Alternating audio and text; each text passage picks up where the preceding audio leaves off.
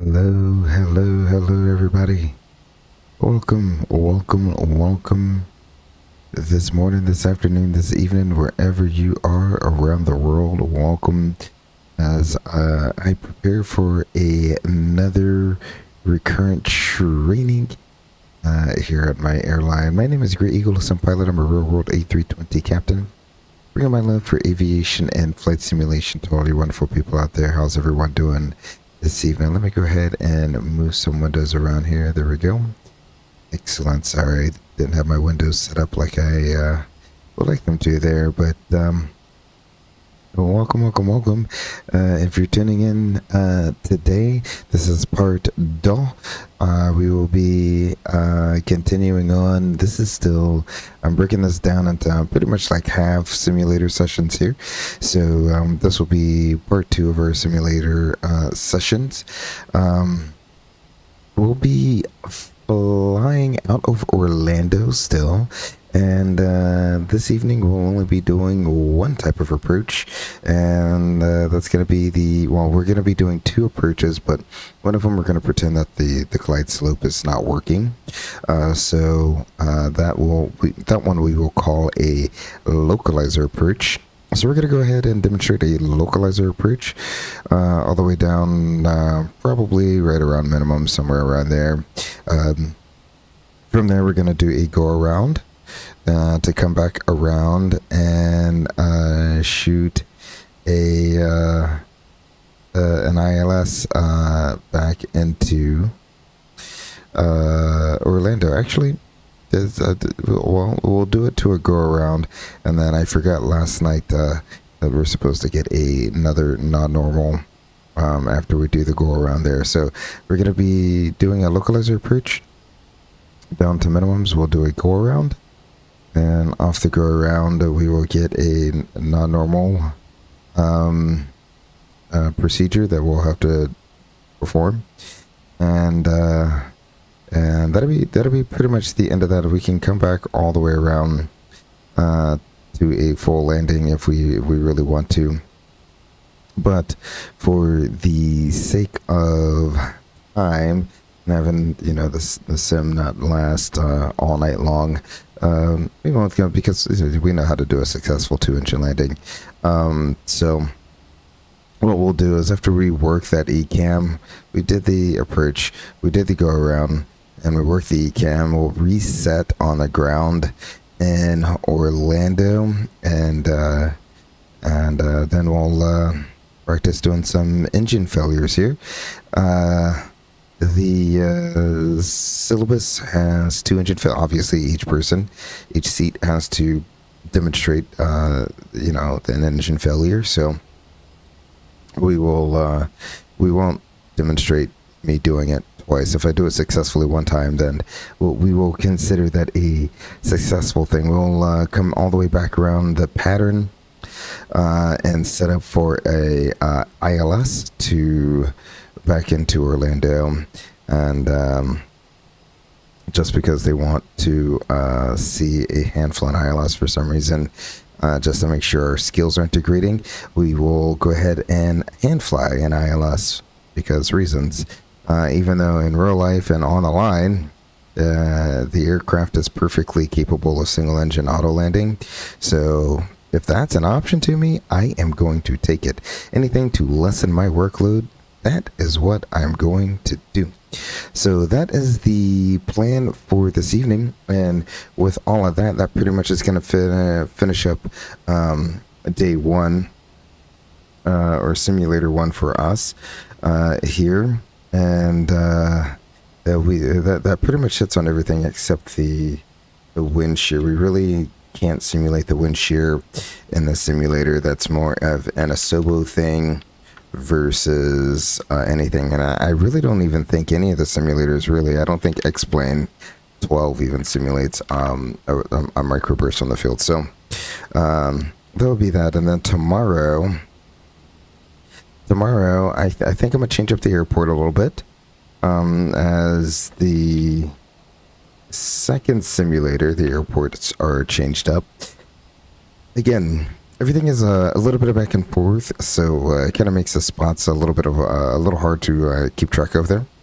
But tomorrow, I think we'll change up the airports. We'll do some slightly different things. I think they want to see a few different things there. So tomorrow, I don't think I did it today, did I? Nope. Okay. So tomorrow, there will be a few different things that we will get to see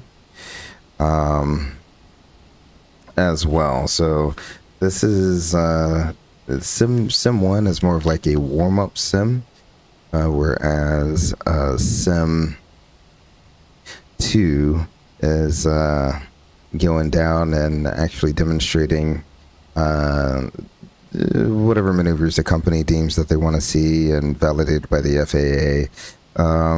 And it's not a check ride. A lot of people think that is a check ride. It is not. It is trained to proficiency. Both Simulator 1 and Simulator 2 are trained to proficiency simulators. The caveat being, you need to be able to finish the entire sim in the allotted amount of time. So there is time to get a lot of those maneuvers done. And if they need to re-see something, then they'll re-see something. Let's say your first engine failure wasn't up to par with what they want, then they'll say, okay, let's run that back and let's try that again. And instead of doing the entire engine failure, where you're running the ECAM and you're doing this and you're doing that and you make your way all the way back around for a full landing, they'll stop it right where they need to see it. So that is the caveat when it comes to training. So it is trained to proficiency. The exception being your LOE is your check ride. That is a check ride. There is no train to proficiency. The instructor is not an instructor during that, so they're there to be ATC, they're there to be dispatch, they're there to be ARF, they're there to be whoever you need them to be, except an instructor. So because your LOE is just supposed to be you flying the line, there is no instructor with you when you're flying the line. So that is why that is considered your check ride, and they want to see you in a line environment, not in an environment where they are constantly giving you failures all the time, because that's most real to what you're going to experience on the line. So without further ado, let's go ahead and hop onto the flight deck here. Excellent. What we'll do is, again, there's no flight plans. We'll try to keep everything as similar as possible. So what we'll do is we'll go to init here. We'll do Orlando to Orlando. There we go. We're going to be Fenix 320. We'll just throw in a cost index and a cruising altitude. Don't need anything there. We'll get to that here in a second. Let's go ahead. We'll do exactly what we did yesterday, which is 100. So 100, 1,000, and 10,000. Alrighty, we'll go ahead and apply that load to the aircraft. We want instant. There we go. We'll send that to the McDo. We'll go into our performance page here. I want Orlando. What do I got? 36 right in there, I think is what I have. We'll sync the final load sheet, 127.3. Excellent. And the winds are going to be, they should still be 270 at 10. 15 degrees. 2992. And we will calculate that out. Let me make sure my wind is set to where I had it. Yeah, 270 at 10. Cool. Alrighty, so that will work. We'll go ahead and send that to the McDo as well. Excellent. We go over to page 2. That looks good. Flight plan. We'll go Orlando, departure, 36 right.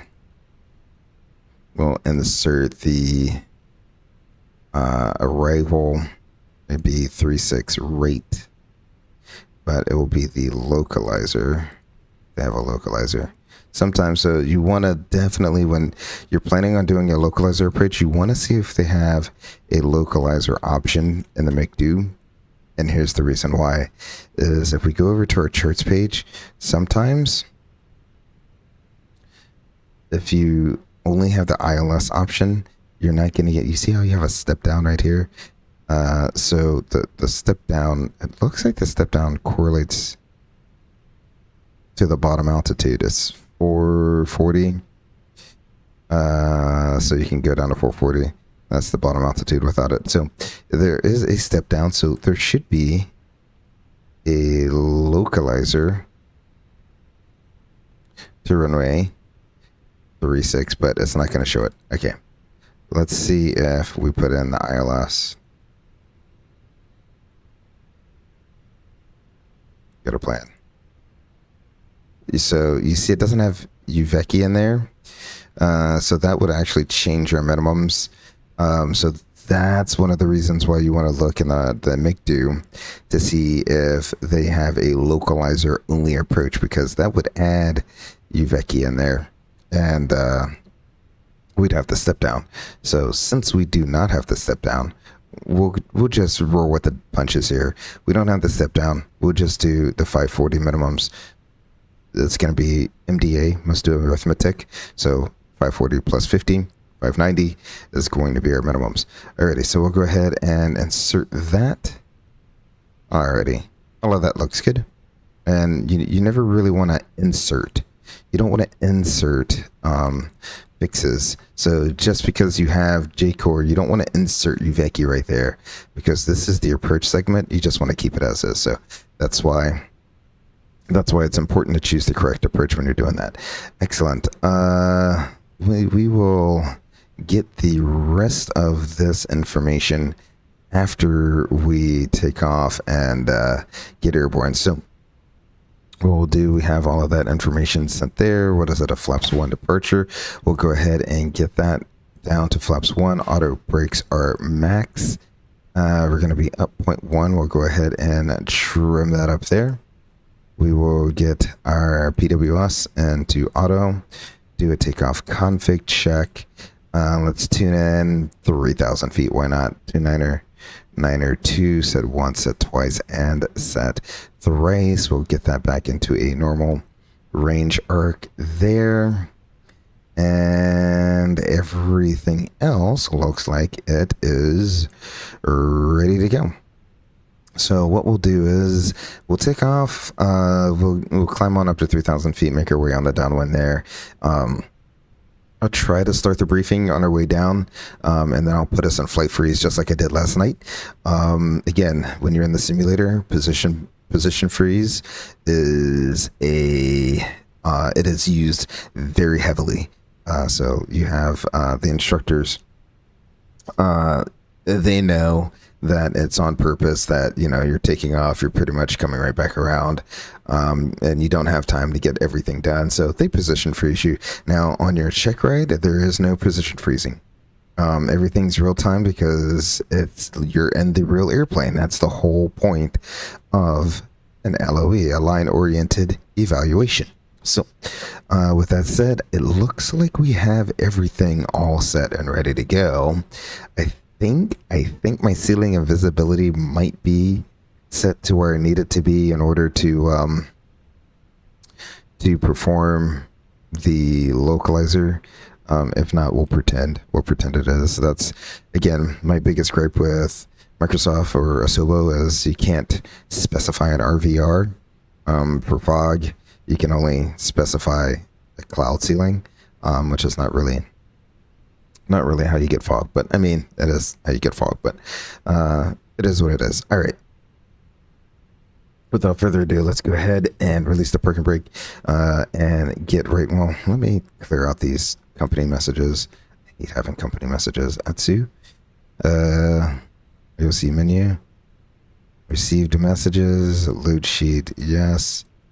back, load sheet, yes, back, right, and we'll put you on flight plan. Excellent. Alrighty, with that said, let's go ahead and get this show on the road, shall we? So we'll go half down on the side stick, bring our thrust up to 50%.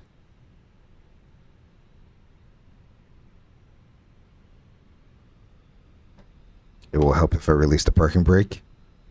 There.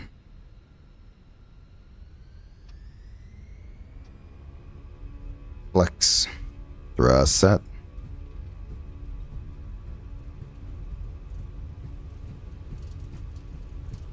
$80. Checked.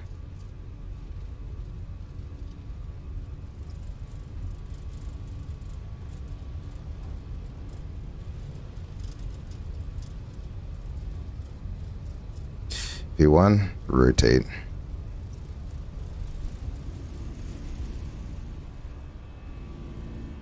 Positive rate. You're up. And just like I would in the sim, autopilot 1.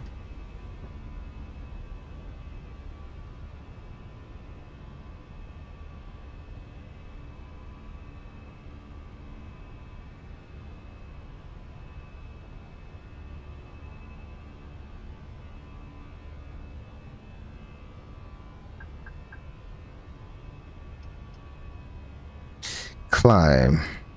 I'm set. I need to go back in here and adjust my settings here. Flaps up.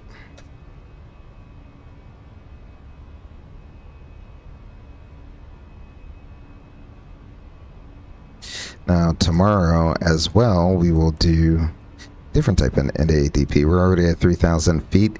Looks beautiful there. Let's go ahead and we're in heading mode. So we'll turn westbound.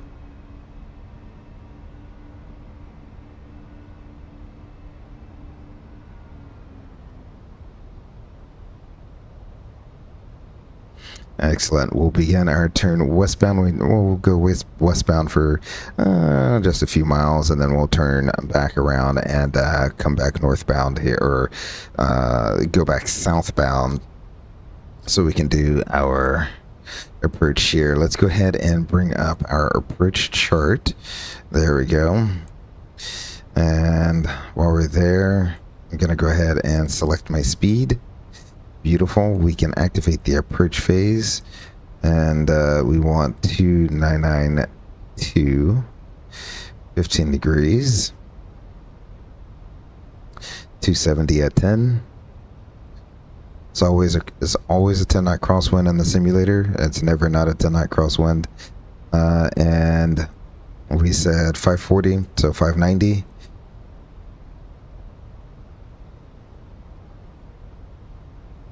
There we go. Full and medium. Alrighty, let's go ahead and make our way southbound.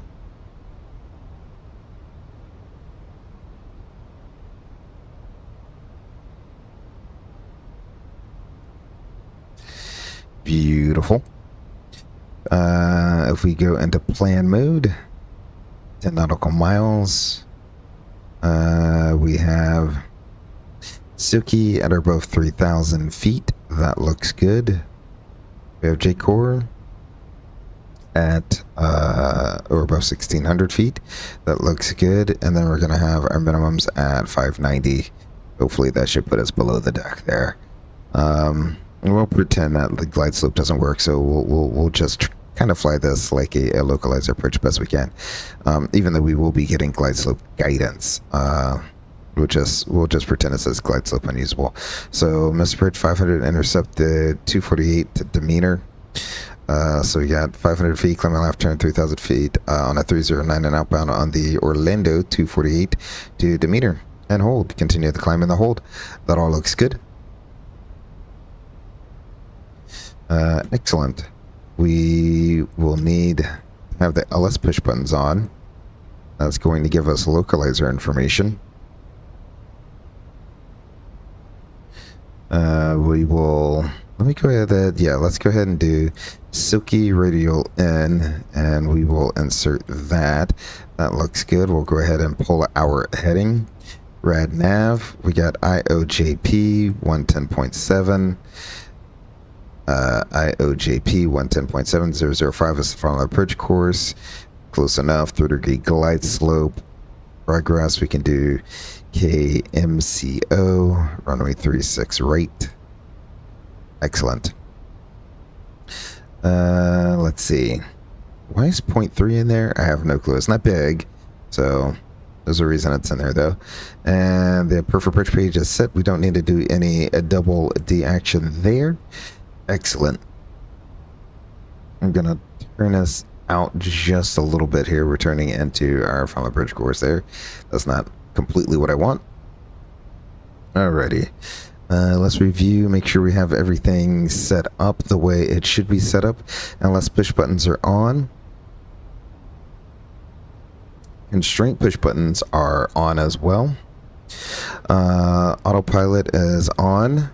The McDo has an interesting note here. LDA, no glide slope, refer to approach chart for specific database naming convention, and then validate the approach. We already did that, and we're not shooting an LDA.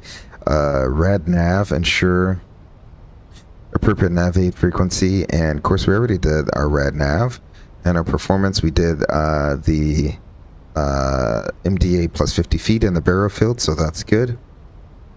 When we get clear for the approach, we're going to arm the localizer button. We're going to use managed, open, or vertical speed flight path angle until we get to our final approach fix. Prior to our final approach fix, we want to put up the bird and monitor the localizer course on our PFD prior to if we have any step down fixes, which we don't. Prior to the final approach fix, we don't have any step down fixes. So at 0.3 nautical miles, we can pre-select the proper descent rate. And let's go ahead and go into a flight freeze now, since we're being silky. We'll pre-select 30 degrees down on here, so we'll end up going into track flight path angle, and we'll be able to pre-select. Can't do it right now, but we'll be able to pre-select 30 degrees down.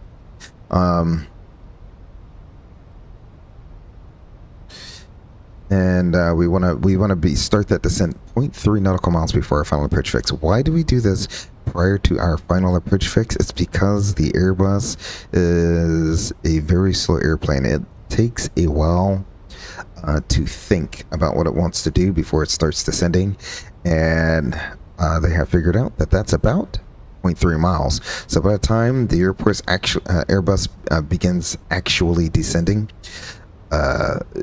you'll be pretty much right over the final approach fix and on glide path when you start descending. So that's why that little tidbit of info to the final approach fix.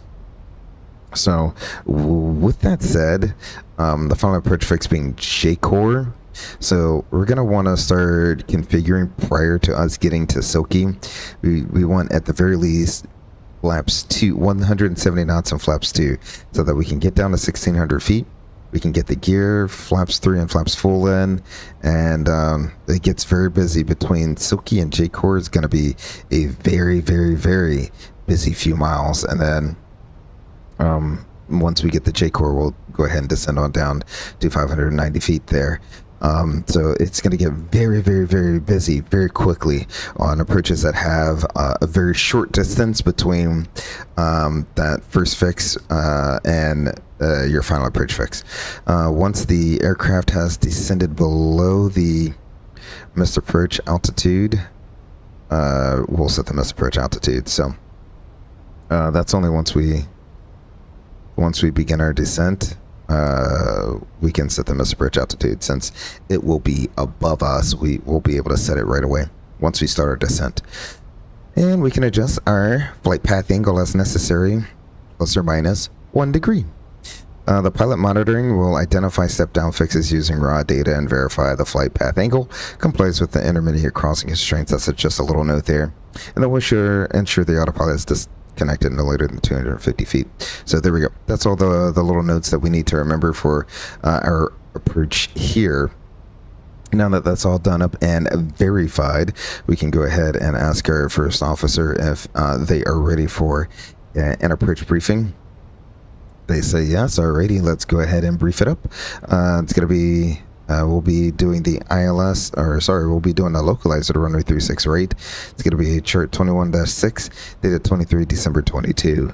The frequency is 110.7 with a 005 final approach course. J-core is at 1600. Is that hard on you guys? Should I change that over to night mode? Is that better? Is that better on the eyes? I don't know. I like rolling around on daytime.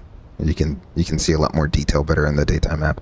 1600 at J-core will descend down to 590 since we don't have Uveki. Touchdown zone is 92 feet. MSA around Orlando VR 3,000 feet. Plan on doing a full flaps, medium auto brakes if we need to go miss. Plan on doing a soft go around. We'll climb to 500, then a climbing left turn 3000 on a heading 30 now, outbound on the 248 radio from Orlando to Demeter and hold. It's in the box. It's been verified. We can continue our climb in the hold there. Radar required for procedure entry. DMER radar is required. I think Orlando radar is working. There we go. Simultaneous approach is authorized. Alrighty, so all of that looks good. It is a 3-degree glide slope. That's very important for us to know. Pappy's on the left, ALSF2 lighting, and we'll just bring it to a stop on the runway when we do land. How about that? Excellent. Any questions? Anything you want to add? Nope. Excellent. So with that, I will go ahead and what we typically do, we'll do a descent checklist real quick. I forgot to put terrain on Indy. There we go. That's usually always on. So altimeters is 2992 3000. Auto brake medium. Perf approach page is set. Arrival briefing is review no star. Localizer 36 right approach. Status is checked. Descent checklist is complete. I will go ahead and release the aircraft at this time. There we go. Let it settle in. I'll bring the speed on back. We'll do 210 knots for now. I'm going to go just a little bit outside of Uveki. When doing a purchase like this, they and usually anytime you're doing an approach, they always want to bring you outside of one of the approach fixes. They don't want to have you doing like we did last night, double intercepts, a localizer and glide slope intercept. They want to make sure they're setting you up for the best possible outcome. Flaps 1, speed verified. Alrighty, so now let's go ahead and enter a base leg.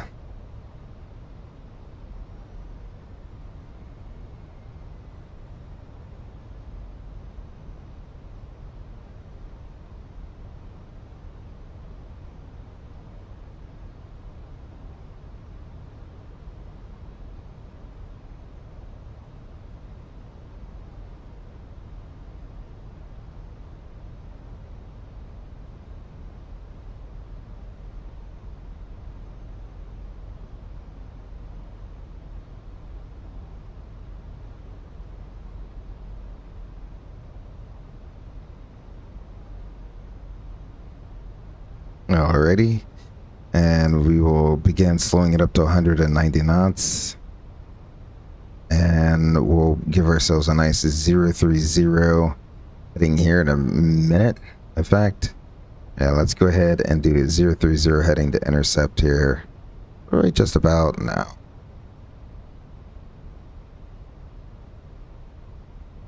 So a little bit different than I did it last night. We'll arm the localizer. We're cleared for the localizer. 36 right approach.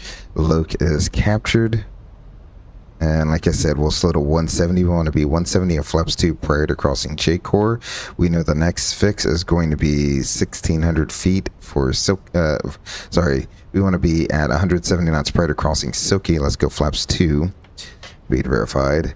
And we are going to pre-select 1600 feet. And that's because We have J-core at 1600 feet. So now we're in a really, really good position. I would even say, because of how short of a distance it is between Silky and J-core, why not? We're at 170 knots. We have about 15 knots below VFE next. So we could go, if we really wanted to, we could go flaps 3. And I might do that right before we cross Silky here. Max Racing says, howdy. How are you doing, Max Racing? Welcome, welcome, welcome. Glad you're able to make it in. We are shooting a localizer only approach right now. So in fact, I'm going to go flaps 3 right now, since I know I have the speed. And then what we will do, I got flaps 3. Let's go ahead and arm those. Those were armed the entire time. I didn't do an after takeoff checklist. That is quite all right. So we're going to cross Silky and go straight on down. There we go. I'm going to do an open descent.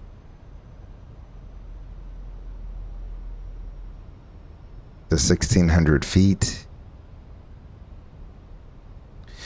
Now the other person is going to have the progress page up, because that's going to have our vertical deviation, and that's how we're going to, in fact, I'll just put it over here so that it's more handy accessible there. There we go. That's going to have our vertical deviation on it, which is going to be very important when it comes to configuring. So we'll go ahead and drop our gear about 1 mile out from, about 1 mile out from J-core. We'll go ahead and switch over to our flight path vector here. We're about to level off at 1600. I'm gonna go ahead and put it in manage speed. Beautiful. Excellent. Let's go ahead and switch over to our vertical speed here, or flight path angle, and then we'll go ahead and go flaps full before landing checklist. And we're about 1 mile out. So what we're gonna do is we're gonna select 3 degrees down. That's what we're gonna do. 3 degrees down. At 0.3, I'm gonna pull this. 5, 4, and 3. Excellent. We'll go ahead and start on down. We're already below our missed approach altitude, so we can set our missed approach altitude of 3,000 feet before landing checklist. Altimeters 29902 and 1500. Engine mode is norm. Landing gear is down and 3 green. ECAM memo landing no blue before landing checklist is complete. So you see that small little space becomes very, very, very busy there. And so what we're doing is we're pretty much following the green ball here. So we're 54 feet low. I can take out a little bit of my flight path angle there. All right, so the goal is to have that be 0 almost the entire way down, right? So you see it's kind of, we're still trending lower. So I'll take negative, well, now it's coming back in. Beautiful.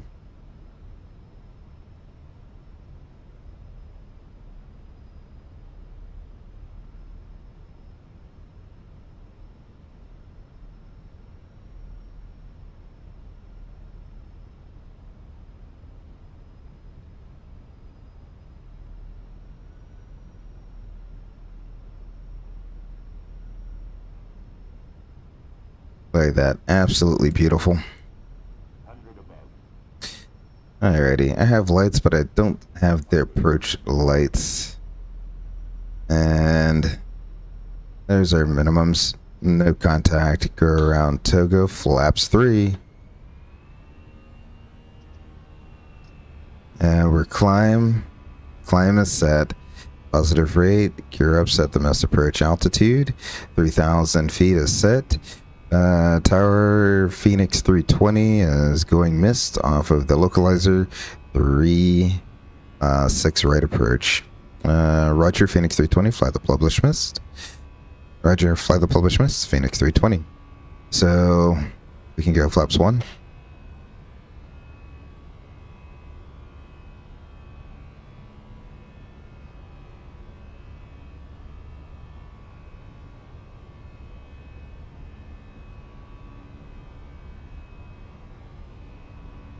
And flaps up after takeoff checklist.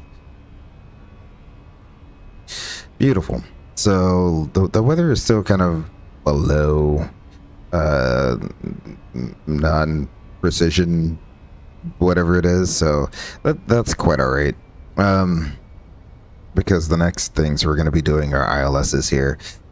So let's go ahead, and there's one thing wanted to do, something that we didn't get to do last night, which was scheduled to be on one of the missed approaches we did. Let's go ahead and go in here, fire protection. They just get something to warm you up there. Let's go ahead and apply that.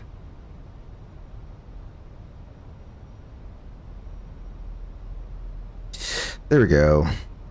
You see, this was really an advisory. You see how we have no CASA message? It just kind of pops up. So my aircraft, whoever knows it, you know, my aircraft. Let's see. Engine 1, fire loop E. So what we're gonna do is, this is really just to kind of get you into the mindset of how we run the ECAM. So you're gonna pull out your quick reference card. You're gonna look to see if there's any actions that need to be taken on the either quick action index or the ECAM exceptions index, and there are none on the quick reference card, and that's all the pilot monitoring's duty. Once the pilot monitoring has determined that it's not a quick action item, it's not an ECAM exception, then it's up to the captain to determine who's going to fly the aircraft. Usually the captain runs the scenario, the first officer flies the aircraft. So in this case, I will hand the aircraft over to the first officer. I have no clue how we are entering the hold, but it's drawn up the hold, and it's doing it however it wants to do it. So got it. So I'd say, your aircraft, your radios, and he'd say, my aircraft, my radios, ECAM actions. Engine 1 fire. Engine 1 fire loop B fault. So we're gonna look around, see if we can see anything. There's nothing really that's gonna give us an immediate indication as to which loop is faulted, if anything at all. So this is pretty much advisory in nature. So what we will do is we will say clear engine 1. Clear engine 1. Excellent. There's nothing here in box 2 right down here, and there's nothing on our system pages. Just the status message. Engine 1 fire loop B is an op. That's the only thing. Clear status. Clear status. And now we will say ECAM actions are complete. We'll go into our quick reference handbook here to see if there's any other follow-on items that I need to do.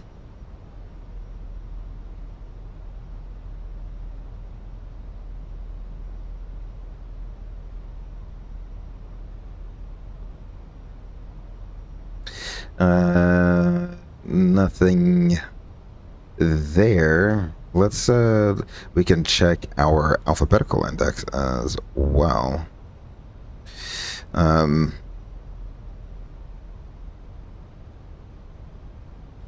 We go over to our E's, engine.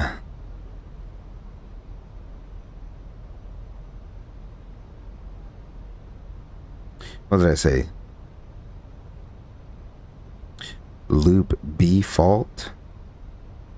That's has nothing to really do with us. It is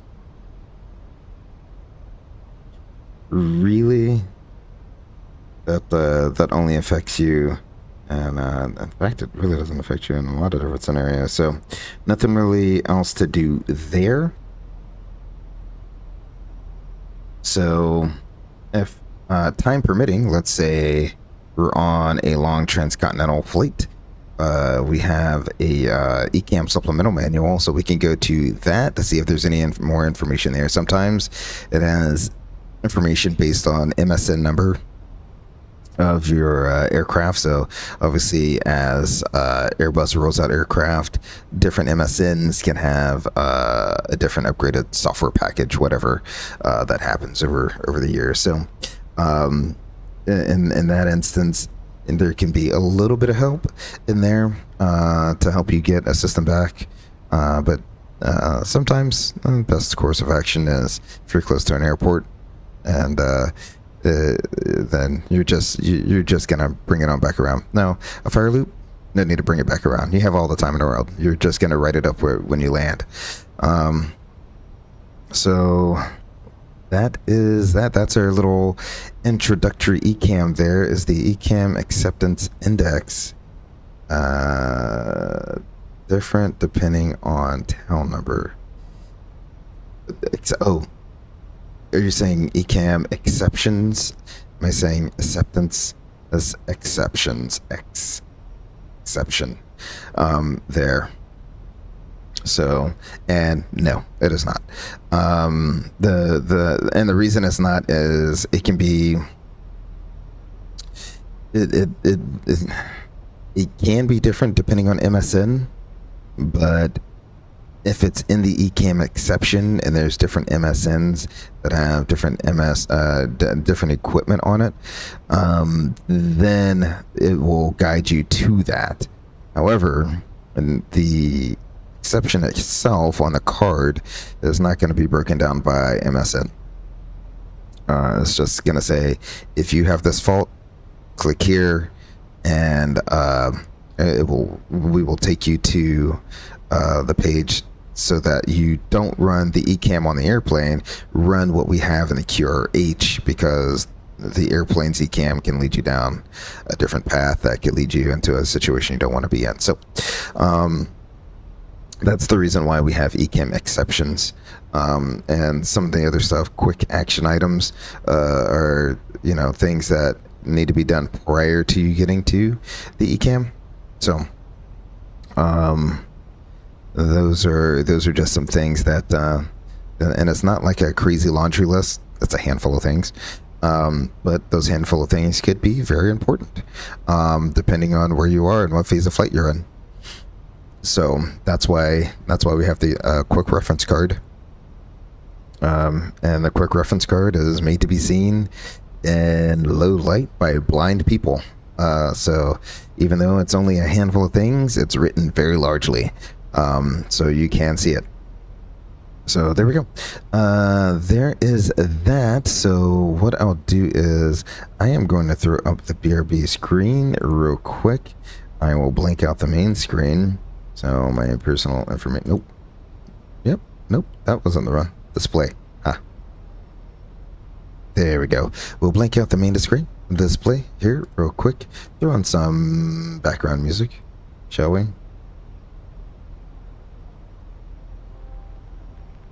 There we go. And I will go ahead and reset us down onto the runway 36 right here in Orlando one more time. Hopefully for the last time tonight. So so this next scenario, each pilot has to run it. The scenario pretty much lasts about 20 to 30 minutes. So you can imagine that's a full hour of engine failures when you're breaking it down per seat. So it could be a little long in the tooth. We're not going to spend an entire hour going over engine failures, but we'll try to fly this the best we can. I guess for you all, would you much rather see a V1 cut or a V2 cut? They're going to be slightly different in the way you fly them. Overall, I think the Fenix has improved a little bit on their fixes. Before last year when I did this, I mean, it was a struggle to keep the aircraft in the air.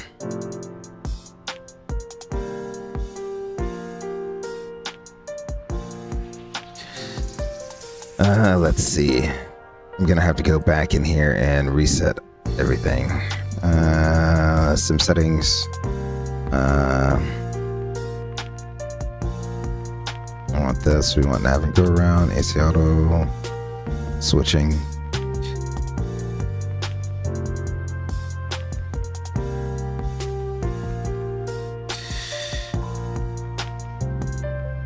There we go. That all looks good. I don't know what the virtual A cars is. Oops. Sorry. There you go. I forgot to put my thrust levers back in the idle detent there. Controls. I'm not really worried about that. Units. Here, here, and here. We will switch you back over. We will switch you back over. Let's go ahead and put like 3,000 feet in there. 10 nautical miles constraints. Excellent. These are still armed. That's good. Turn those off. Don't need that. In it. We will do Orlando to Orlando. K M C O. I put that in incorrectly. 2KMCO. There we go. We're going to be Fenix 320.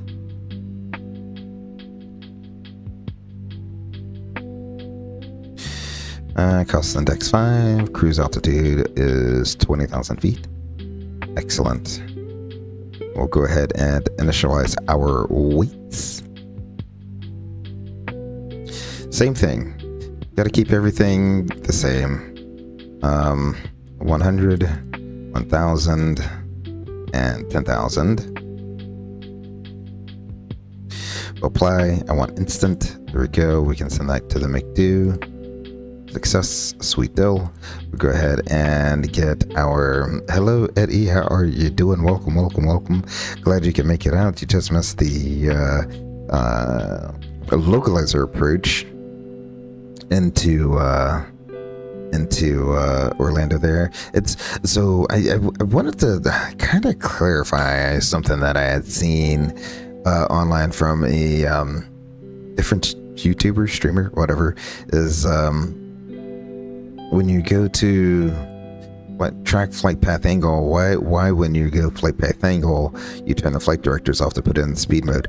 I have no clue where that information is coming from. I do not know how other airlines fly their airplanes, but I have never once been told that if you're in flight path angle you must turn the flight directors off to get the air auto thrust in speed mode. As you saw on the localizer approach, we were in track flight path angle with the flight directors on. The aircraft, the auto thrust will still remain in an auto thrust mode. I have no clue where this information is coming from in regards to why you turn the flight directors off to put it in speed mode and then run the speed. I have no clue. I have no clue. All track flight path angle is a different presentation of the flight directors. That is it. In some airplanes, that's your flight cue. That's all you get. You don't get the crosshairs, you don't get the V-bar, you get this. And with the flight directors on, all that's doing is giving you, so you have your airplane and you have your flight guidance bars. It's giving you the same good guidance as if you had that on. Just the presentation is a little different. So I don't know where that came from. I'll have to look more into that. But as you noticed on the approach, left the flight directors on, left the auto thrust on the way it was. It works perfectly fine. So I have no clue what that is. How long until we blow an engine? Well, I guess the big question is, do we want to see a V1 cut or a V2 cut? That'd be the big one. V1 cut or V2 cut. Whatever you do today, we'll do the opposite tomorrow. Is essentially how that will turn out. What was I gonna do? Oh, yes. Let's go in here. Let's go Orlando. 36 right. We'll sync the final 127.3.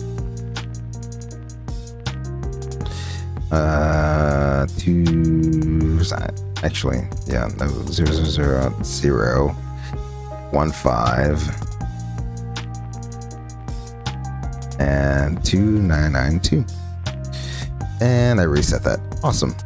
So that's just amazing. I hate that that's there like that. You got to hit enter for everything, but then you put in the altimeter and it goes away automatically. That's the dumbest thing I've ever seen. Phoenix, I don't know why you did that. Please fix that.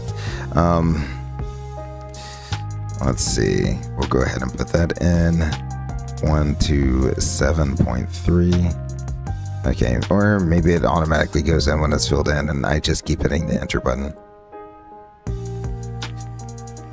15, like here, 15, that's temperature. You're not putting in a triple digit temperature. If you are 100 degrees Celsius, there is an issue.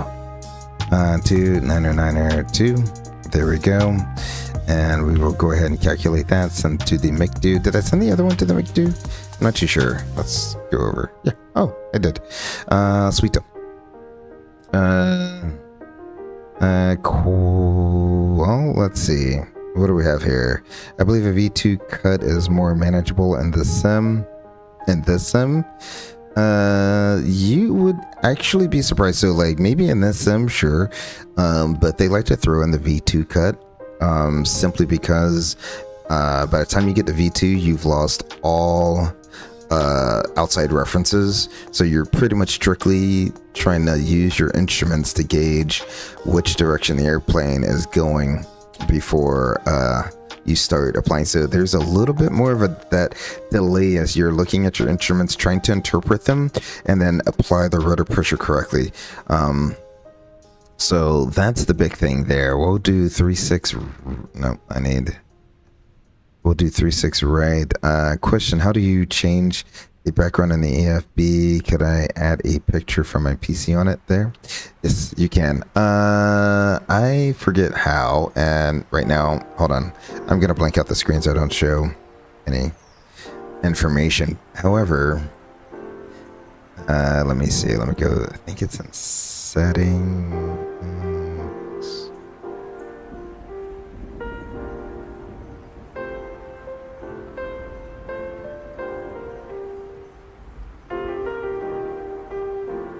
Okay, yeah, it's in, I think it's in the settings. So if you go into the settings here, it should, there should be a section where you can upload a picture, and make that your background. So that's, I think that's how most people, do it. Haven't done a V1 cut with a BFU, but in the older Phoenix, it would throw you into the EMAS. Yes. V1 cuts in the old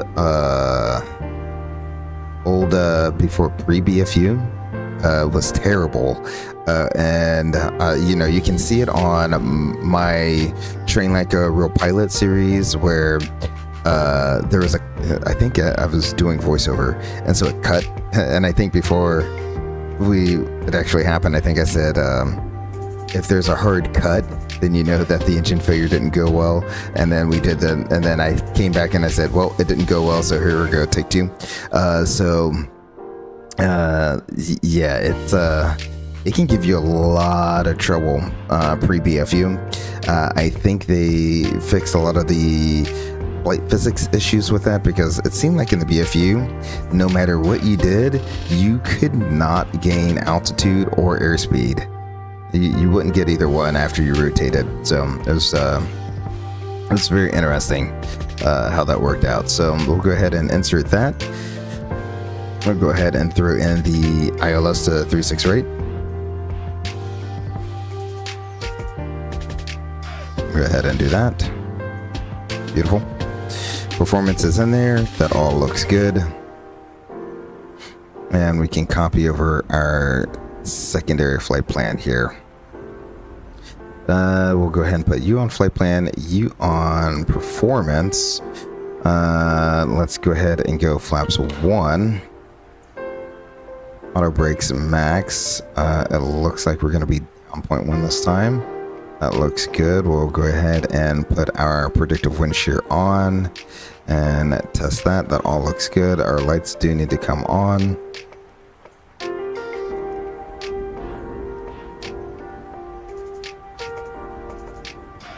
Alrighty, all that looks good. We'll go ahead and, wow. Maybe this is too glowy. Like, it's not gonna glow that much. I don't know why it's glowing that much on the switches itself. It's kind of interesting. Either way, there we go. Overhead. Let's see. Okay, I'm gonna check that out soon. Thanks. Yeah, I think it's like it's not really that hard. You said a V2 cut is more manageable in the sim, so let's go ahead and see. Is a V2 cut more manageable? Let's see. That's 140. Everything's 146, so it really doesn't matter. How about this? Since all of our V speeds are the same, let's go failures.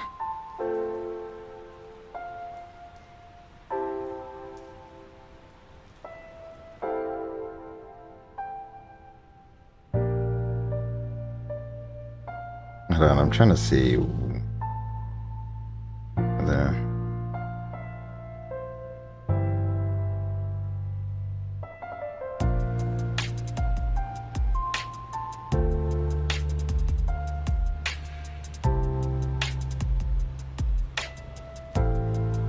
Alright, I'm not too sure what they're gonna have us do here. However, I does not care. No, that's not what we want. We want all the way down here, I'm pretty sure. Yes, the music is still going. Yeah, I know. I'll soften it up there for you all. There we go. Hey. Nothing like some jazz to calm you down from what stress is about to happen. Let's see.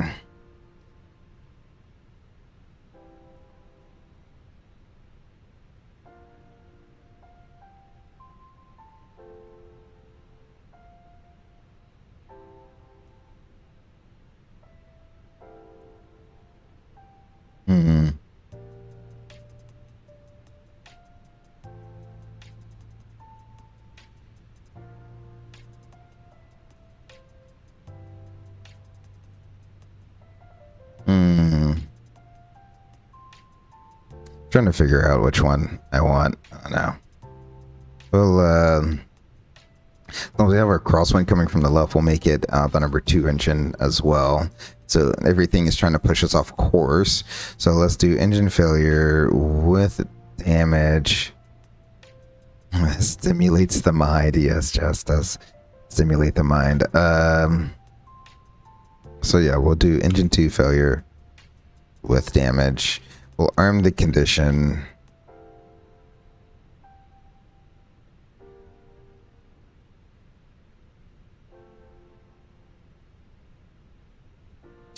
So we'll do that.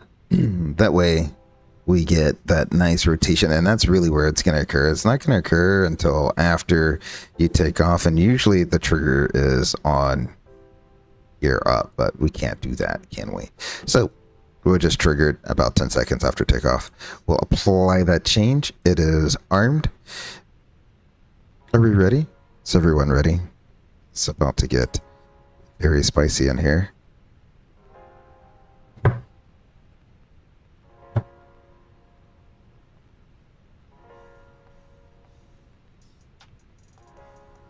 Alrighty, Fenix 320. Previous aircraft reported engine failures in the vicinity. Runway 36 right. Cleared for takeoff. Yep, so if I actually turn the engines on. There we go. Alrighty. 36 right. Clear for takeoff. Wait, I need one more thing. And I was working on this earlier today because I noticed this wasn't working. Okay, it do work. Okay. It's important that that works. Sweet. Alright. The rudder trim would not work before. So Aviation Geek says, howdy. How are you doing, Aviation Geek? You tuned in just in time for an engine failure to happen here. Maybe airline should play chess during boarding at night for crew members. Lighten our mood a little bit here. There we go. Alrighty, here we go. 50%. And what we're gonna do is let those engines stabilize. Hive down on the side stick. I'm gonna try to talk my way through this as much as possible. Here we go. Flex, thrust, set.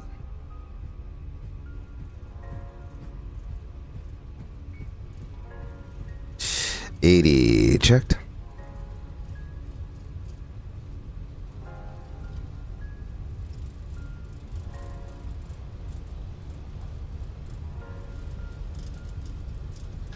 V1, rotate.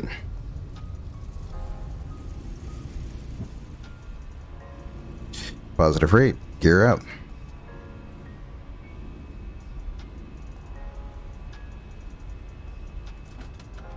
My aircraft, engine failure. We're going to bring that pitch right on down to about 10 degrees.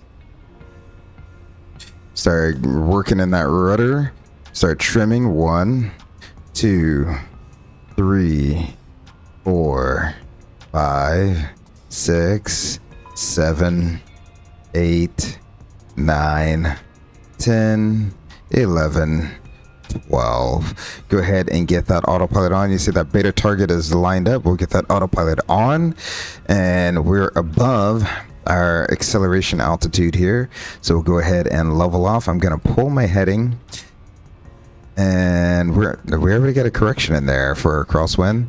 So we definitely want to make sure we're tracking. What I like to do is bring ourselves in nav mode, make sure we're tracking pretty much the runway center line. I need to bring that to the right or to the left a little bit more to get us back on our path here. And as we begin accelerating here, we'll bring the flaps up.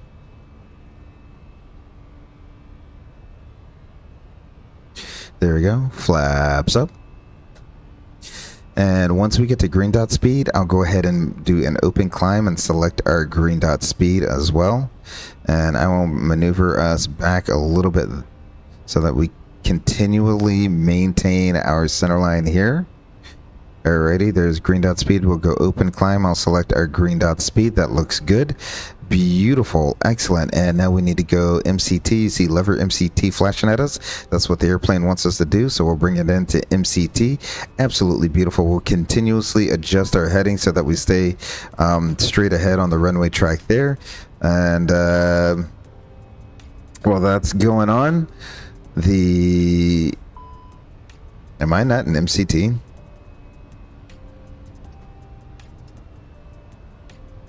Oh, I jumped the detent. That's what happened. Excellent. Our pilot monitoring will be putting out a mayday call. Fenix 320, engine failure, flying straight ahead. Stand by. We'll pull up the quick reference card to look to see if it's a quick action item or an ECAM exception. In this case, it is neither. So what we will do is we're at a point where now the captain can assign flying duties. In this case, the captain will hand it off to the first officer so that the captain can run the scenario. So your aircraft, your radios. My aircraft, my radios, ECAM actions. We have engine 2 fail. Gonna look up. Yep, to me it does appear that we have an engine 2 failure. Engine mode select ignition. Ignition, thrust lever 2, idle. We're going to look at it. The pilot flying, which is now the FO, is going to point to it. You're going to say confirmed. He's going to touch it since he's the pilot flying. Bring it to idle and say idle. Engine master 2 off again. Pilot flying is the one that does all the critical stuff. So he's going to point to it. You're going to say confirmed. He's going to move it to the off position, and he's going to say off. If damage, well, look at that vibration here. I would suspect that we have some engine damage on there. So what we can do is we will not consider relighting that engine. So if damage, engine 2 fire push button, push. We go to the overhead. Again, this is shutting off something. It's a confirm item. I'll point to it. The pilot flying will confirm it. And we'll say push. Excellent. After Agent 1, after 1 second discharge, we'll go back up to the overhead. We'll press it. I see the discharge light. I'll say discharge. And lastly, if no damage, consider a relight. We're not going to do that. Engine 2, clear engine 2, because now we have another box over here for shutdown. So we'll clear engine 2. Now we have the shutdown checklist. If no fuel leak, imbalance, monitor. So we'll check our fuel imbalance. You can see we've already consumed more fuel on the left tank than the right tank. So we'll continuously monitor that. We can have up to 3,000 pound imbalance. So the Airbus can handle a lot of imbalance there. TCAS mode select TA. And that's just because we don't want to get any RAs since we're performance limited there. If buffet, I don't suspect of buffet. It says max speed 240 knots, avoid icing conditions. That's what we'll do. We're pretty much avoiding icing conditions. It's plus 15 outside, so not too worried about that. So clear engine 2. Clear engine 2. Alrighty, that all took an insane amount of time because I am one human being. Look how far we are from the airport. So at this point, I've cleared this box. The pilot flying, RFO, can now tell ATC, hey, we'd like to get radar vectors around for the ILS to runway 36 right. Alrighty, Fenix 320, turn left heading 270, vectors for the ILS 36 right. So we'll go ahead and make a nice, it's going to be essentially a long pattern back around. And while he's working on that, we're kind of have two split duties at this time. All right, so you have the captain, the pilot monitoring. He's working on getting the aircraft back into a steady state, trying to finish up with the aircraft, all the checklists that the aircraft wants you to do. The pilot flying, now he has a little bit more time on his hands. We cleared out this box, the most important box. We have a little bit more time on his hands. We can accept vectors and such now, and while he has time, he can notify dispatch that, hey, we had an engine fire or engine failure. We're returning to Orlando 36 right, and get all of that done. Now there's a special section in the AOC that we can use to send a message to dispatch that's quick, easy, gets it done. A Fenix 320, turn left heading 180, vectors for final. Alrighty, 180, Fenix 320. So again, the pilot monitoring, the pilot flying is task saturated with things that he's trying to do. Although task saturated should be a bad thing. Everything should be when he has the time to and when it's safe to do so, right? So now we'll go ahead and we're in selected speed, right? So we can go ahead and activate the approach. Again, we're pretending we're pilot monitoring here right now.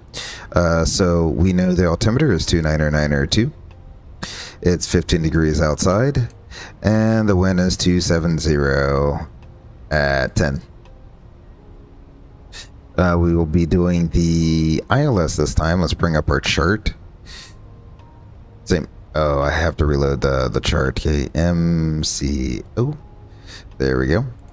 And I want the approach ILS to 36 right. There we go. Boom. So we got that there. Minimum's 292. We will go ahead and put that in there. We'll go ahead and set up for a config 3 since we are single engine. That's going to give us the best performance on a single engine approach there. We'll go ahead and turn away from the airport a little bit there. Beautiful. Excellent. So the pilot flying is getting all of this done in the background, right?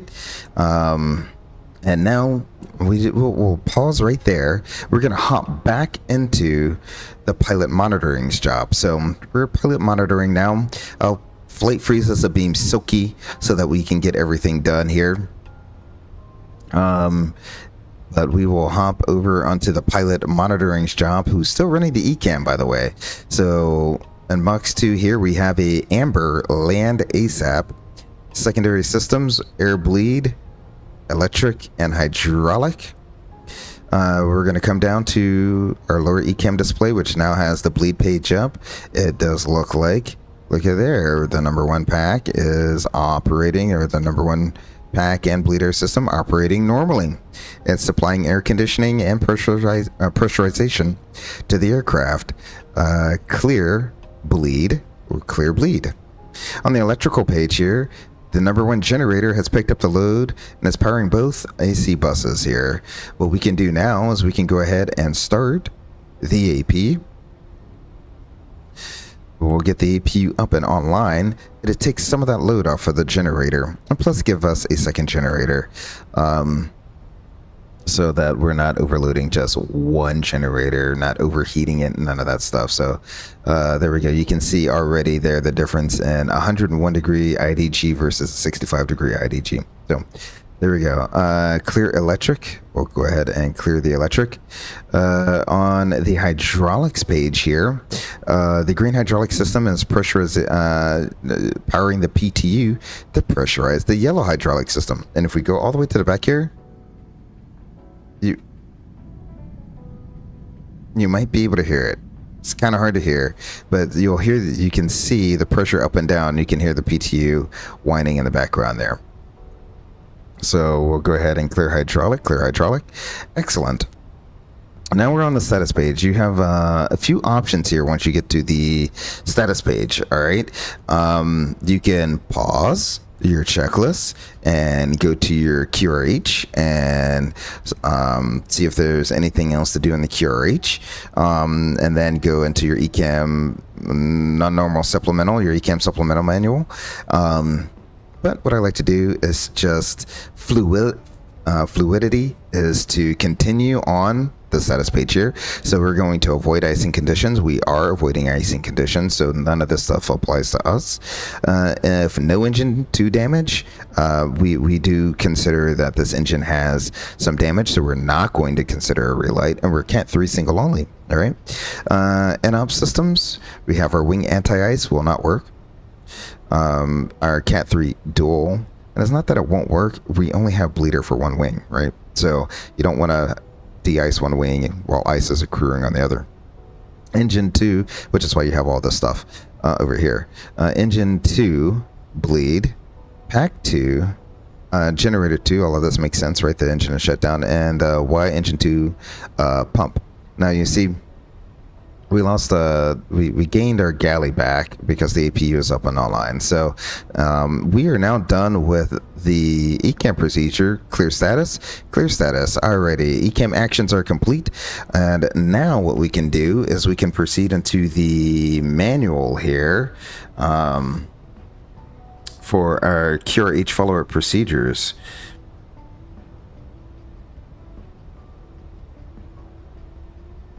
Alrighty, so we have, now that we're in the QRH follow-up procedures, it says after engine shutdown, which is what we've done already, suspect engine damage if the following symptoms are observed. Rapid increase of EGT above the red line, important mismatch of rotor speeds, meaning you're getting a rotor speed here but not here, or you're getting a rotor speed here but not here, something like that. Significant increase in aircraft vibrations or buffeting, hydraulic system loss, or repeated or uncontrollable engine stalls. So we see here, even though the engine shut down, we still have a high vibration. Very interesting, right? If engine shutdown is required, then after accomplishing the ECAM actions, turn on the APU if it's available. So there we go. And there's a note in here. It's kind of funny that this note is in here and not anywhere else. You have to get all the way here that says the APU may be started prior to performing this checklist. I mean, that's kind of a weird place to have it. That's like tribal knowledge right there to be able to do that. But, you know, it is what it is. Let's see. We have a caution message here for the engine 2 fire push button is push. We're not going to use the APU bleed unless the cross bleed is shut. So we're not worried about using a cross bleed for now. And we cannot use the wing anti-ice.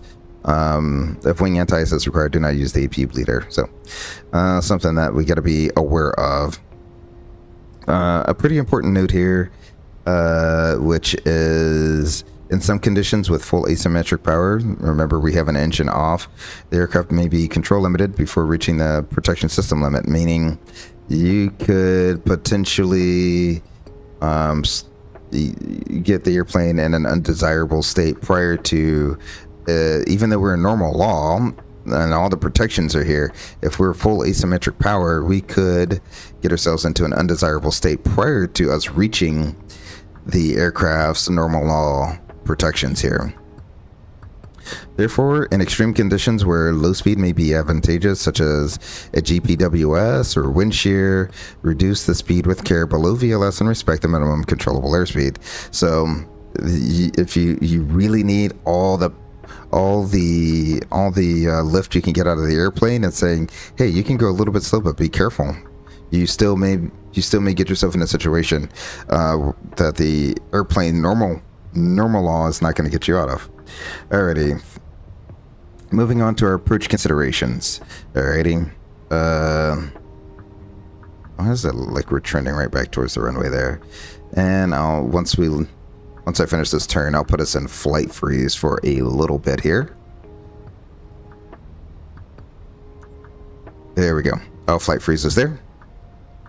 And I just want to take a look and see where we trimmed up. Left 2.2. Okay, that's not bad. Approach considerations. Okay, the standard landing assessment that we use. If you've listened to any of my briefings, you probably heard me say a standard landing assessment. That just means without doing a landing calculation, if we have at least X amount of runway, we know we're going to be okay to land on under certain conditions. So it says the aircraft operating manual assumes the use of maximum reverse thrust. Considering maximum reverse thrust is not available, the standard landing assessment may only be used if the landing distance available is at least, we're in a 320, so we're looking for 8,000 feet of runway. Let's go back here. Did I star it? Yeah, I did. So if we go to ground charts, airport info, 12,000, 5 feet of runway. So we can say we don't have to run a landing calculation. We can say we have more than 8,000 feet. We can continue, because why, if you're in a time critical situation, why try to go into your app and put in all these variables and situations and stuff like that when you can say, hey, look, I got 8,000 feet, we're good to go. Otherwise, we'll have to complete a non-standard landing assessment in the app. Alrighty, configuration 3 is the preferred landing configuration unless performance or a limitation dictates otherwise. So that's important. That's pretty much why we did a config 3 landing here. So we got config 3 landing because we're single engine. It's preferred, so that's what they want us to use. Unless we're auto landing. If we were going to do an auto land, which in real life, if I had an airport and a runway that was capable of an auto land, I'm using the auto land feature, then the 320 has the auto land flaps full. It's just a weird thing. The 319, 321s, you can land them either way. We're not doing a circling maneuver, so we can X that off our list. We're not planning on leveling off after we intercept our glide slope. Okay, so one engine inoperative. We're not doing a non-ILS, so as if the use of the autopilot is not allowed when performing non-ILS approaches. So, yeah, we're not doing that. When deploying thrust reverse with only one thrust reverse system, utilize both thrust levers. This is very important because there have been times where people have landed and tried using one reverser or one thrust lever, and they chose the wrong one. So very important there. That's why they want you to just use both of them. They don't really matter. You're not going to get any reverse thrust out of the other engine, but they want to make sure, they don't care. They want to make sure you're getting reverse thrust out of one of the engines and that you don't choose the wrong one. So after touchdown, select both thrust levers to the full reverse position. Consistent with the runway conditions, meaning if it's wet or slippery or something like that, then you can move the thrust levers anywhere between max and idle reverse if you want to keep the aircraft centered on the center line. So that's what that is. The last note there is for conducting an auto land. So all of that is now done. So now we can do the after takeoff checklist. You see all of that just to get to the after takeoff checklist, which we're going to just do that. That's literally what we're doing with the after takeoff checklist there. So ground spoilers are disarmed. That's going to disappear once we release it from the flight freeze position. We'll continue to monitor the fuel imbalance. I'm pretty sure we're still using fuel, so we'll continue to monitor that, even though we don't have a lot of fuel. The imbalance can be 3,000 pounds, so we can run this thing dry and still be okay. If we're not long range cruising and we're not drifting down, we don't have ice, and the last thing we need to do is our 2 in, 2 out. So the very last thing that our pilot monitoring is going to do before he can come back and rejoin our pilot flying, who has now fully set up the approach rate and has briefed everything to himself at the very least, is the 2 in, 2 out. So we want, or 2 out, 2 in, however you want to do it. So the two things you want out, ETC and the company, right? So ETC is notified, and that's when you want to make sure that the pilot flying, our FO, has now notified the company. So that is all done. So we have our 2 out. So now we have our 2 in that we need to do. And so now there's a little chart here. We got to choose one. Are we going to do an evacuation? Nope. So we don't need to brief any of the other stuff. The keyword here when talking to the flight attendants is a precautionary landing, not an emergency landing, not a crash landing, a precautionary landing. So we're going to have to call the flight attendants up, and then we're going to need to talk to the passengers. Alrighty.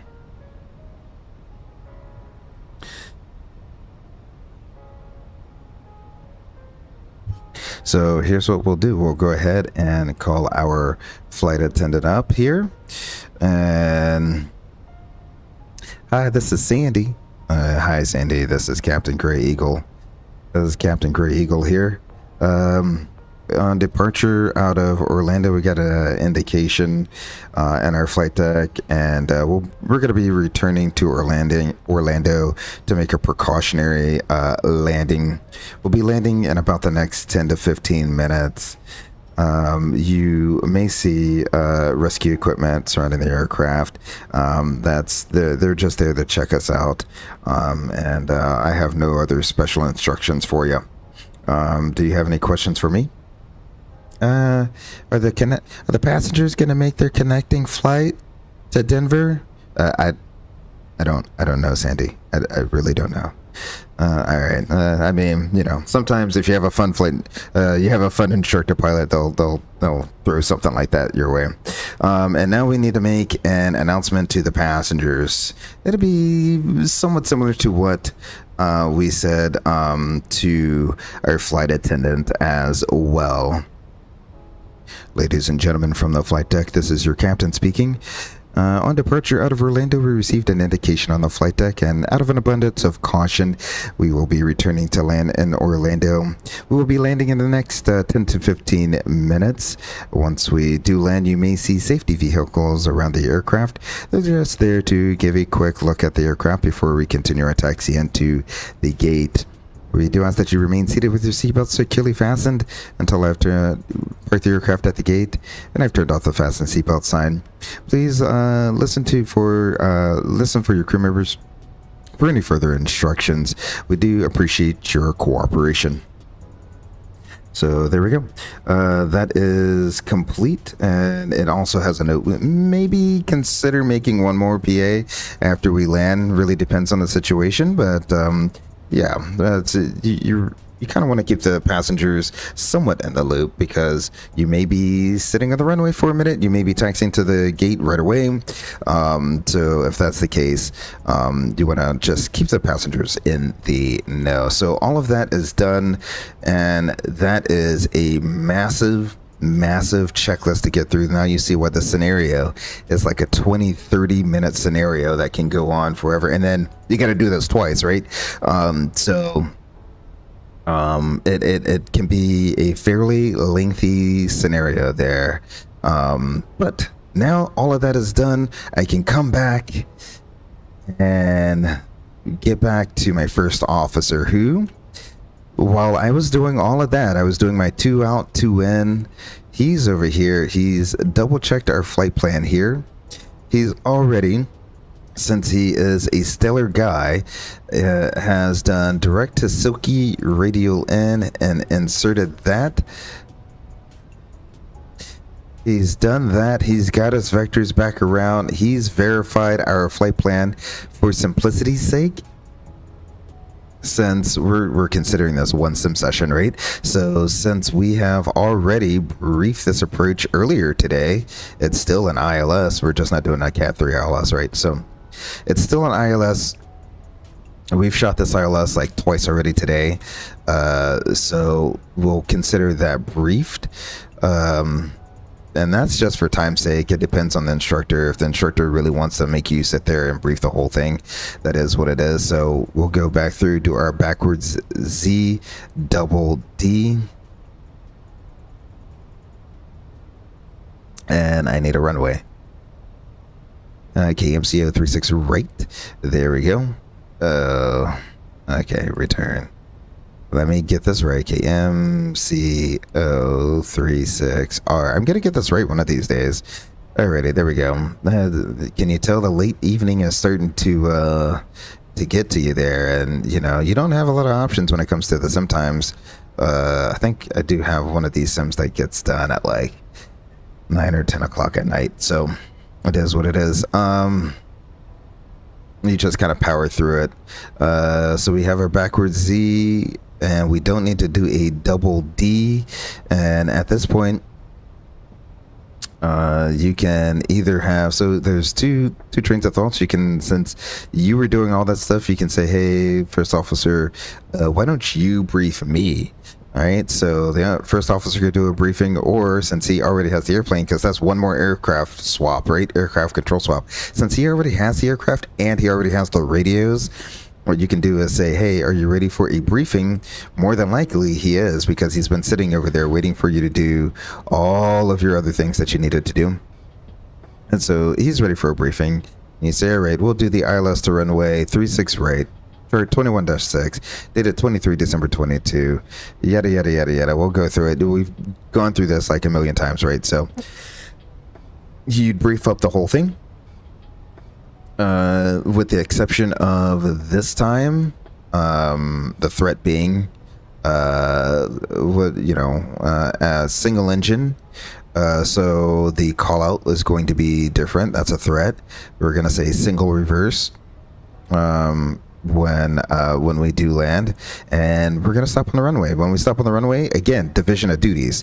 So the first officer is gonna talk to ARF. He's gonna talk to ATC. I'm gonna talk to the passengers, maybe the flight attendants, just to see how everyone's doing. And then once ARF checks us out, then we can continue our taxi to the gate. So we're back together. We kind of split for a few seconds once the aircraft comes to a stop, and then we come right back together to make our taxi onto the gate there. So that's going to be the biggest threat when we do land. Let's see. Am I missing anything else from the briefing? Oh, the go around. We're no longer doing a soft go around. We're only on one engine, so it's going to be a toga go around if we need to go mess. It really depends year to year what they do. Sometimes they'll have you do a single engine miss. Sometimes they won't. It really does depend. The biggest thing is if you do a single engine miss is you gotta jam that rudder in there pretty significantly, just to keep your heading, and then retrim it like you did before. About 5 Mississippis, 6 Mississippis, before you can re-engage the autopilot there. So that's that. I think I pretty much covered everything else there. If I forget something, then hopefully sometime tonight, tomorrow, I'll remember, because I think we got some more engine failures coming tomorrow as well. Tomorrow or the day after, I don't know when the engine failures are going to come again. But there's more engine failures to be had. So next time we'll do a few wind cut. Since we did a second segment climb cut on this one.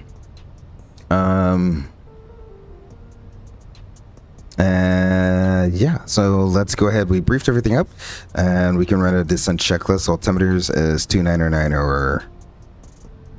I swear I said that the 299 or 2. I'll set it 299 or 2 here in a second. Auto brake is medium. Perf approach page is set. The arrival briefing is reviewed, no star, ILS to runway 36 right, and our status is checked. There's no changes there. So with that, we'll go ahead, and I don't know why I physically looked up the buttons over here. We'll go ahead and let the aircraft settle in for a second, and we'll do exactly what we did for the localizer. And the reason why is on a 45 degree, essentially your turn to intercept the localizer is pretty much where they want you to turn off the autopilot and hand fly the approach. So that's what we'll do.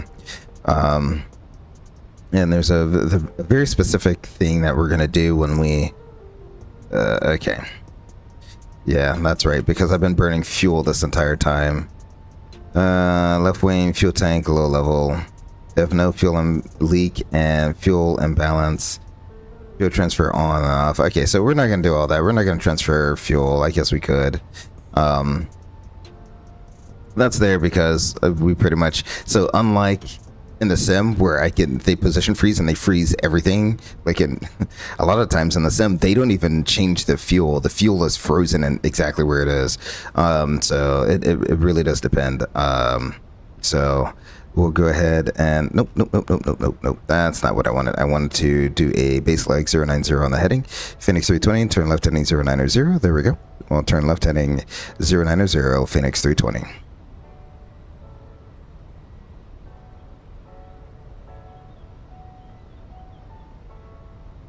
Excellent. And so what we'll do is now I'll begin slowing it up.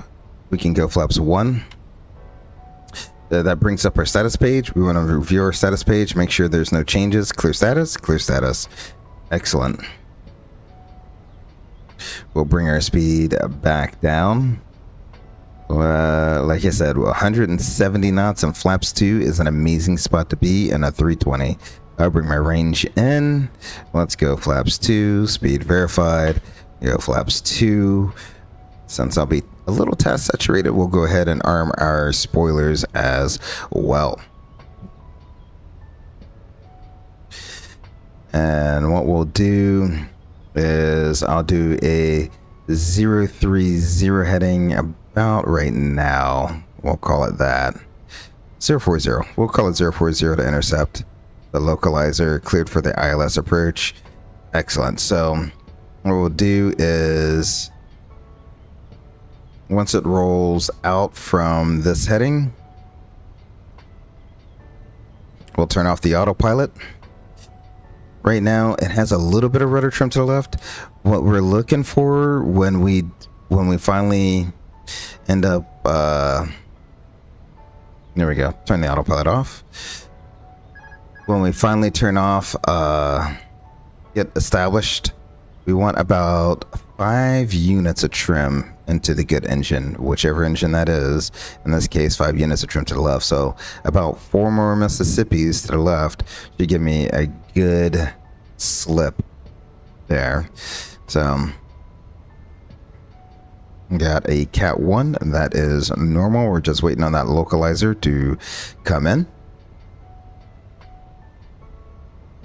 Low capture. And what I like to do, once we get that 1 dot, I'm going to go ahead and manage my speed.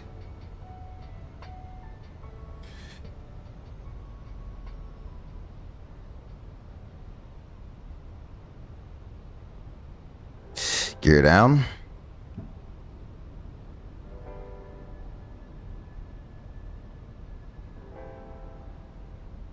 Glide slope capture, flaps 3. Says the missed approach altitude, that's 3,000, that is set.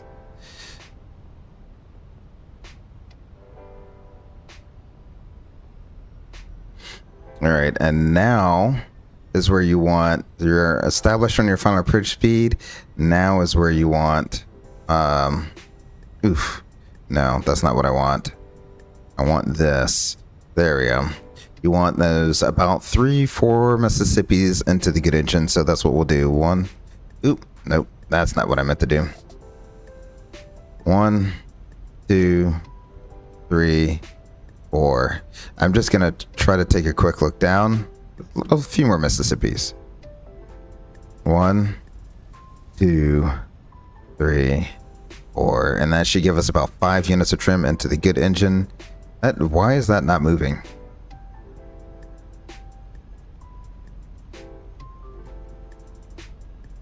It should be moving. I have no clue why it's stuck at 3.4. It's giving me good trim. So whatever it is, it's still giving me good trim. I have no clue why it stopped doing the trim thing. But it is what it is. So now we're just hand flying it right on down. I'm gonna keep in my little mode like this until we get closer. Let's see, and let's do a before landing checklist, shall we? Altimeters is 29902, 2000. Engine mode, ignition, landing gear, down 3 green. ECAM memo, landing no blue. Before landing checklist is complete. I'm just gonna focus right here. In the simulator, this is really where I'd be focused the entire time. I'm just gonna be dead focused right here. Just watching. The Fenix just flies so well. In fact, I think the Fenix flies better than the simulator. I'm not gonna lie. This is almost too good.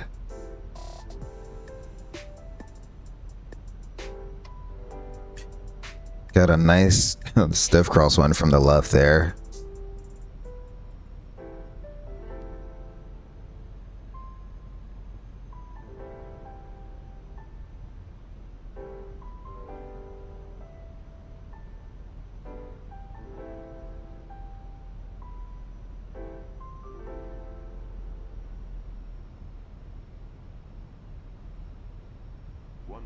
Stable.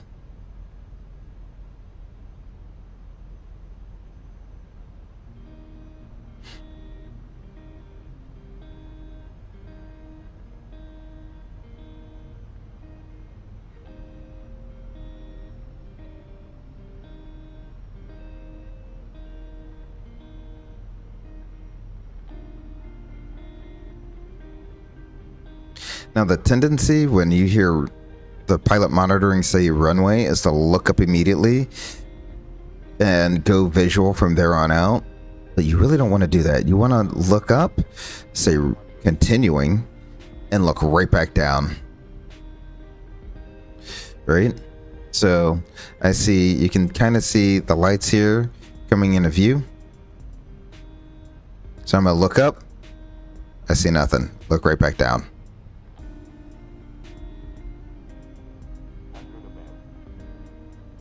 Bridge lights continuing. Look down. Stay on it. Stay on it. Stay on it. Stay on it. Stay on it. Stay on it.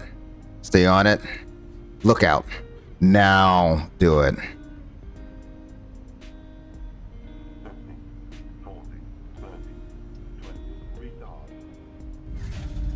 Whew, that was a little firmer than I would want it to be. I forgot we don't have the engines to give us the float, but there we go. That was a nice firm landing. It is what it is. We can modulate those thrust reversers since I am getting that asymmetric thrust now. And we're 80, 60. We made it back into Orlando.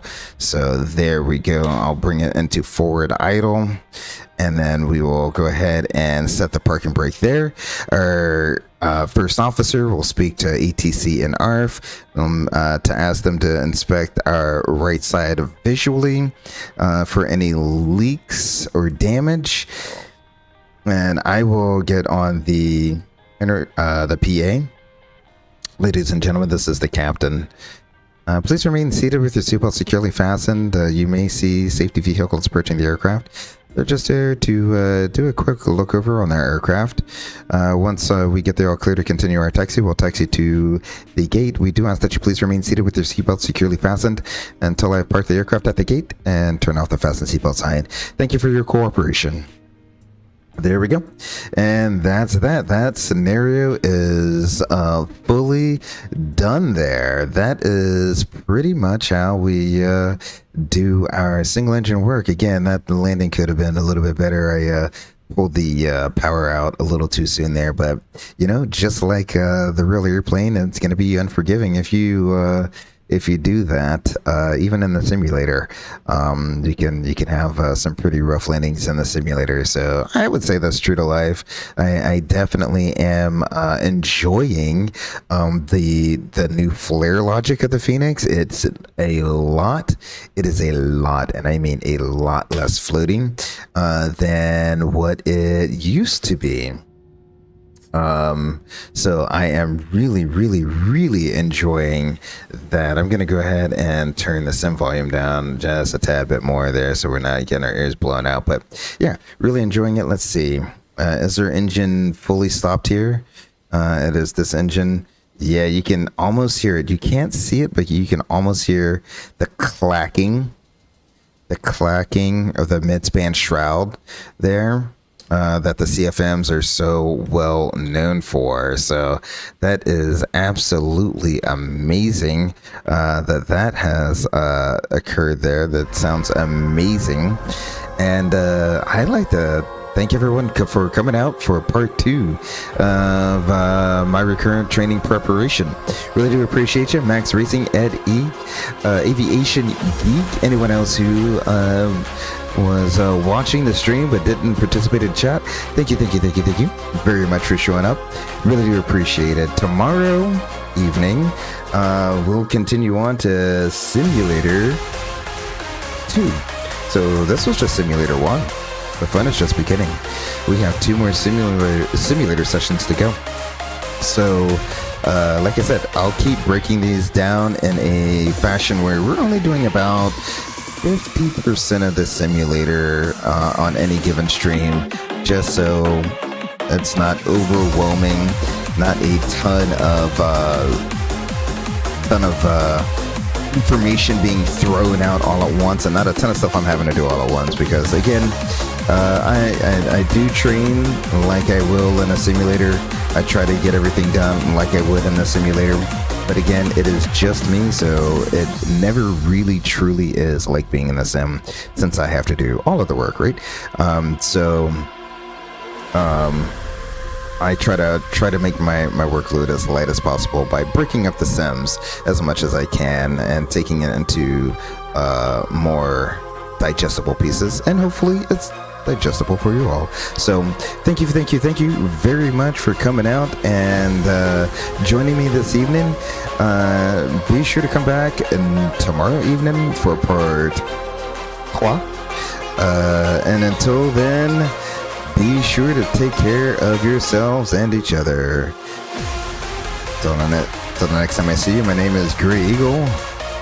Peace.